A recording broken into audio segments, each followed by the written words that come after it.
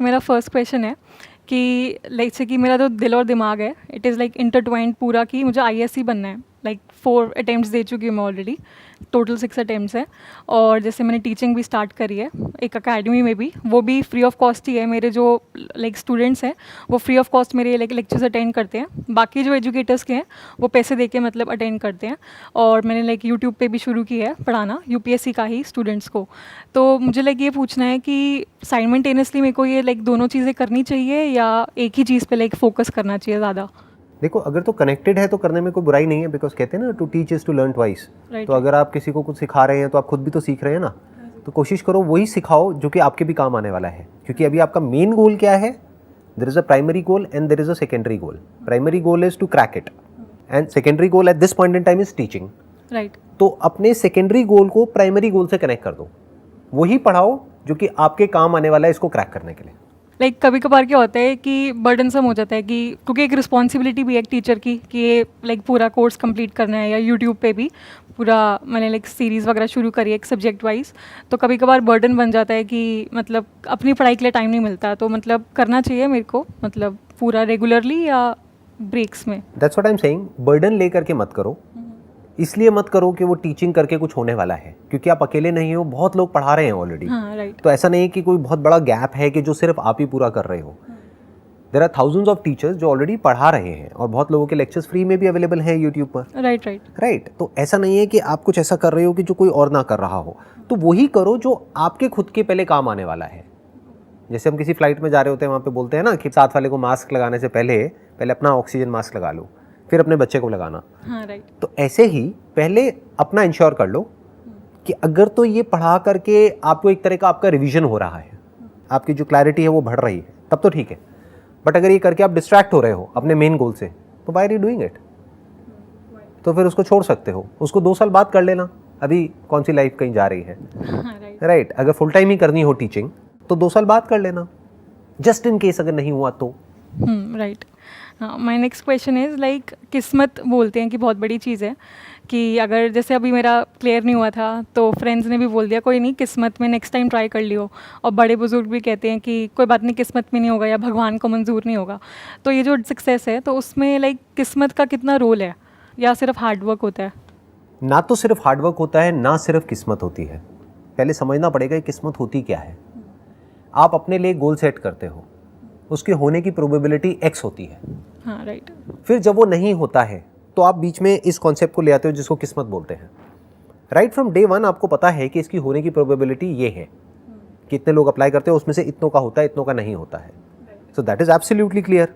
तो वहाँ पर किस्मत का रोल बीच में नहीं आया। That's simple mathematics. यहाँ पर जो चीज़ समझने वाली है ना वो ये है कि आपकी होने की पॉसिबिलिटी डे 1 से ही आपके माइंड में क्लियर है कि अगर मैं अपना 100% भी एफर्ट करूँगी तब भी प्रोबेबिलिटी यही है। अगर 100% करूँगी तो राइट। अगर 50 करोगे तो बात ही खत्म हो गई ना। हाँ। तो that must be very clear in your mind कि भाई ये एक प्रोबेबिलिटी है, ये मैथमेटिक्स है, ये साइंस है। इसमें बीच में हमको डेस्टिनी कॉन्सेप्ट को घुसाने की जरूरत नहीं है। क्यों? क्योंकि ये गोल किसने सेट किया? आपने खुद ही किया ना। तो कोई और गोल सेट कर लेते जहाँ पे होने की प्रोबेबिलिटी 100% हो। कोई ईजियर एग्जामिनेशन को क्रैक कर लेते, तो फिर क्या आपकी किस्मत अच्छी हो जाती?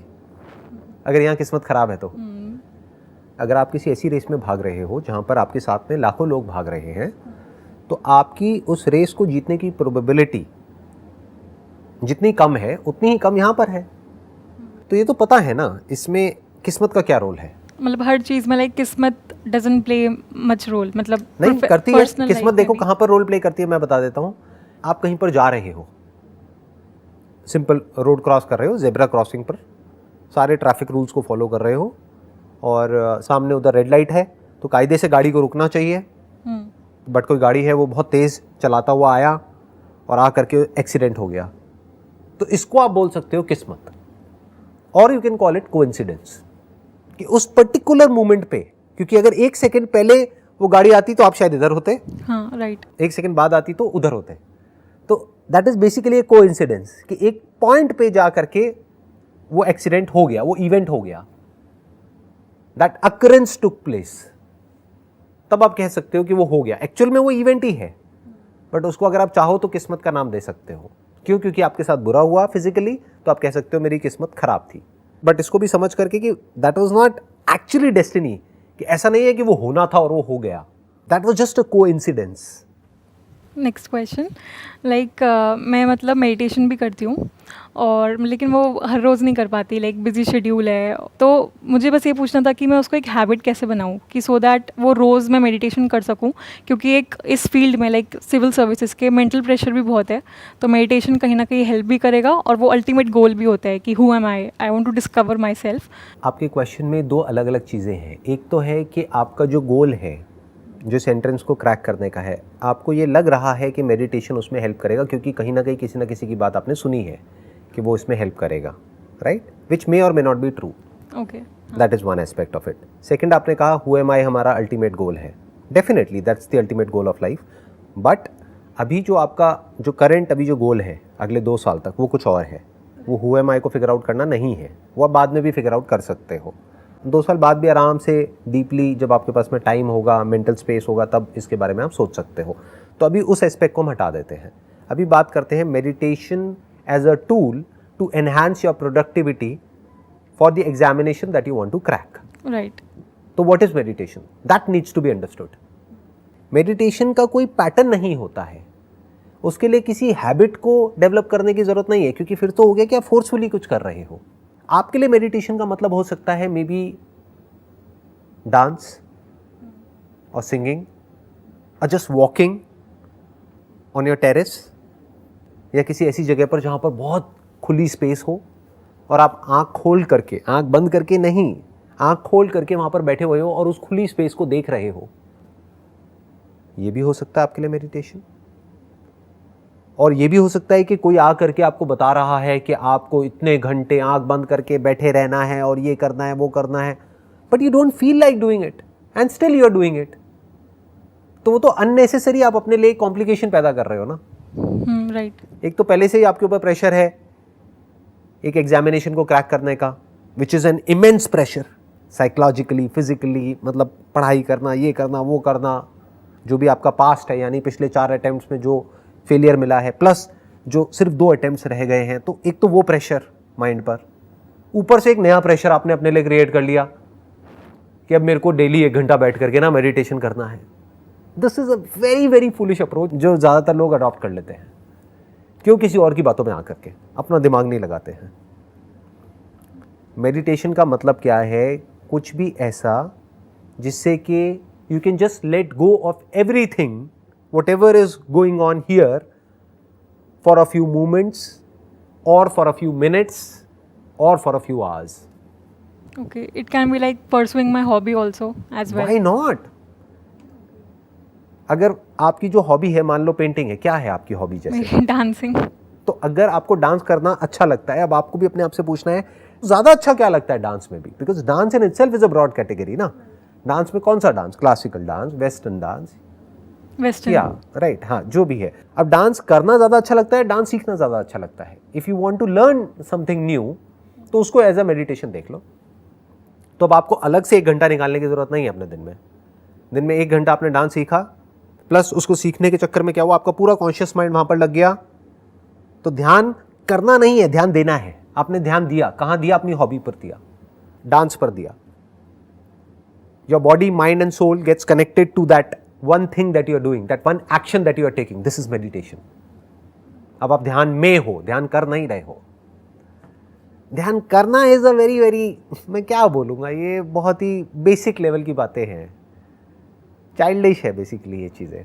जो लोग इन बातों को मान लेते हैं और प्रैक्टिस करने लग जाते हैं, एक पैटर्न को फॉलो करने लग जाते हैं, that's like our monkey mind, कि जैसे उसमें क्या होता है कि इमिटेशन चलता रहता है.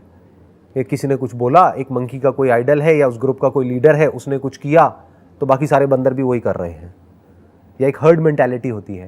हाँ, इस फील्ड में ऐसा है भी. लाइक जो IAS बन जाते हैं तो उनके वीडियोस लाइक है ही free of cost available on YouTube. तो उन्होंने लाइक अगर कोई बोलता है कि 16 घंटे पढ़े, तो लोग भी पागलों की तरह शुरू हो जाते हैं 16 घंटे. तो ये होता है, लाइक हर्ड मेंटालिटी काफ़ी है इस फील्ड में. हर फील्ड में है.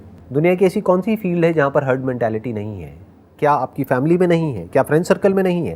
फ्रेंड सर्कल में हम उसको नाम दे देते हैं पीयर प्रेशर. फैमिली में नाम दे देते हैं भाई सोसाइटी का अपना, हमारी इज्जत है, हमारा रुतबा है, लोग क्या कहेंगे and all that. Right. Career में भी है. आप आगे जा कर के कहीं जॉब करोगे, अब चाहे गवर्नमेंट में करो चाहे प्राइवेट में करो, वहाँ पर भी है। कहाँ नहीं है? एक अथॉरिटी है, उसको ब्लाइंडली फॉलो किया जाता है, उसको क्वेश्चन कोई नहीं करता है। तो this thought that meditation is important for me to crack this examination is basically acting as an authority in your mind, जो कहीं से आपने किसी की ऐसी बात सुन ली है जो एक पर्टिकुलर लेवल पर है, जिसको आप आइडल मानते हो, तो कहीं ना कहीं उसके किसी ना किसी लेक्चर में या कहीं ना कहीं किसी की बातों में आपने सुन लिया कि इट्स गोइंग टू हेल्प, तो आपके दिमाग में बैठ गया it's going to help, but you are not questioning what meditation is. That is more important. ये लाइफ में सिर्फ मेडिटेशन में नहीं, हर जगह काम आएगा। क्वेश्चन करो व्हाट इज मेडिटेशन। मेडिटेशन मतलब ध्यान देना, ध्यान करना थोड़ा ही है। अभी आप ध्यान दे रहे हो ना मेरी बातों पर, Right. तो you are in meditation. This is meditation. Like when I'm fully aware of what I'm When doing. you are aware of what you are doing in that moment, that is meditation. यही तो practice है, और क्या है। अब ये आगे जाकर के कैसे आपको हेल्प करता है, आपके करियर में भी हेल्प करेगा, और आगे जाकर के जो स्पिरिचुअल जो इंक्वायरी है, यानी हु एम आई जो क्वेश्चन है, वहाँ पर भी हेल्प करेगा, क्योंकि वहाँ पर वन पॉइंटेड कॉन्सेंट्रेशन चाहिए, वन पॉइंटेड फोकस चाहिए। इस क्वेश्चन के साथ ठहरना पड़ेगा कई सालों तक। Who am I. Okay, next question is कि लाइक पेशेंस, जो कि बहुत ज़रूरी है हर चीज़ में। लाइक कभी कभार मैं इम्पेशेंट हो जाती हूँ, क्योंकि पेशेंस इज़ व्हाट कि अगर हमारे अकॉर्डिंगली रिजल्ट्स ना आए तो इम्पेशेंट हो जाते हैं। लाइक क्रैक नहीं हुआ, 1-2 नंबर से रह गई, या फिर जैसे मैंने यूट्यूब पे किया, कंटेंट अच्छा है लेकिन जो व्यूज़ आते हैं कुछ भी, मतलब आजकल तो पता ही है कुछ भी ट्रेंड हो जाता है, तो हम इतनी मेहनत करते हैं तो उस पर नहीं आते कुछ, तो वो इम्पेशेंस आ जाता है मेरे अंदर। तो उसको मैं कैसे रखूँ, मतलब पेशेंस को अपनी प्रोफेशनल लाइफ में भी और अपनी पर्सनल लाइफ में भी। जब आप अच्छे से समझ लोगे ना मेडिटेशन का मतलब क्या है, और उसको एक्चुअल में प्रैक्टिस करोगे। मेडिटेशन मीन्स माइंडफुलनेस, मतलब जो भी करना है ध्यान से करना है, छोटे से छोटा काम, बड़े से बड़ा काम। कि अगर आप किसी पार्क में बैठे हो और मानो एक गिलहरी को ऑब्जर्व कर रहे हो कि उसके अंदर क्या चल रहा है, वो क्या कर रही है, क्यों बार बार पेड़ पे जा रही है, क्यों नीचे आ रही है, वो एग्जैक्टली करना क्या चाहती है, व्हाट इज शी डूइंग, तो आराम से वहाँ पर बैठो और देखते रहो। तो इससे क्या होगा, आपके अंदर धीरे धीरे पेशेंस डेवलप होने लग जाएगा। You will be able to be with yourself without doing anything for that matter for hours, and you will just be. अगर ये आप कर पाते हो तो आपके अंदर पेशेंस है। 99% लोग ये नहीं कर पाते हैं। उनको क्या चाहिए, कुछ ना कुछ चाहिए अपने आप को बिजी रखने के लिए, नहीं तो उनका दिमाग खराब हो जाएगा। राइट।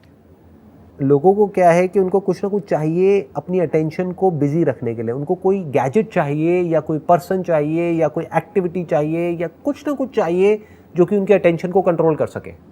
यानी उनकी जो अटेंशन है उसका कंट्रोल किसी और के हाथ में, मान लो एक मोबाइल फ़ोन के हाथ में है, तब तो ठीक है। बट अगर ये मोबाइल फ़ोन उनसे ले लिया तो उनको पता ही नहीं है अपनी अटेंशन को खुद कंट्रोल कैसे करना है। राइट।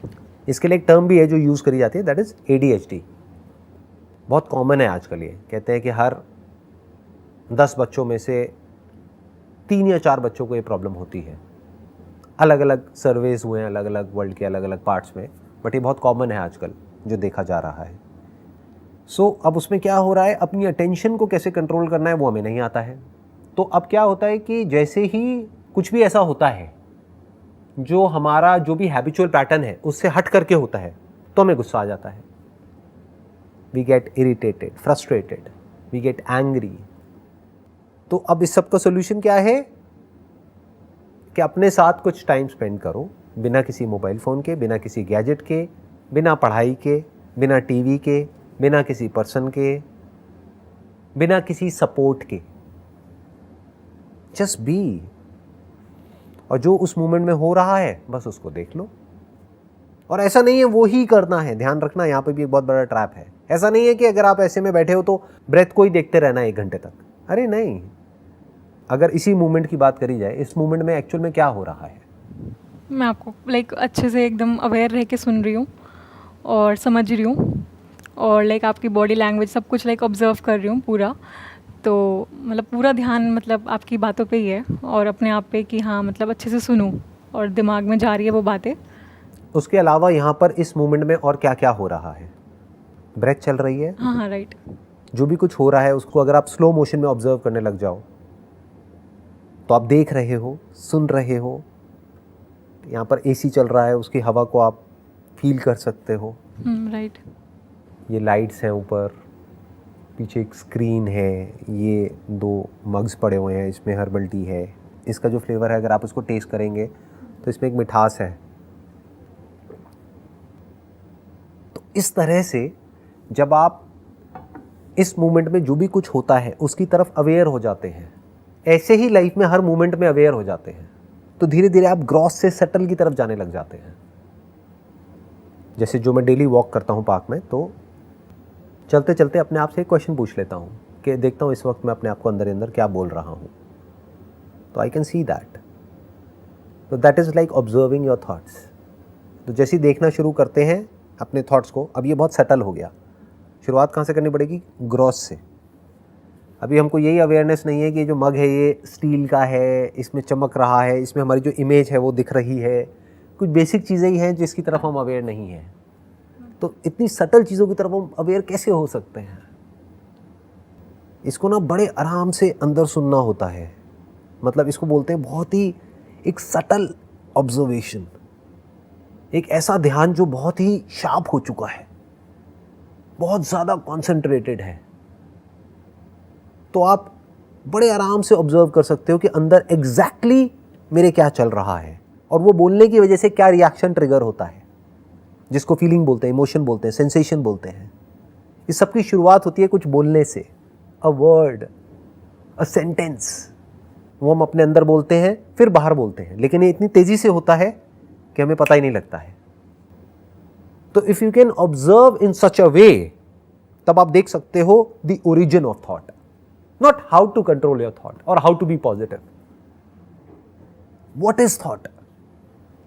एक फीलिंग पैदा कहां से होती है, इमोशन कैसे पैदा होता है, एक सेंसेशन कैसे जनरेट होती है अंदर ब्रेन के अंदर। This is meditation. I hope सारे आपके जितने भी क्वेश्चंस हैं उन सबके आंसर्स मिल गए आपको। हाँ हाँ sir. Wish you all the best. Thank you sir.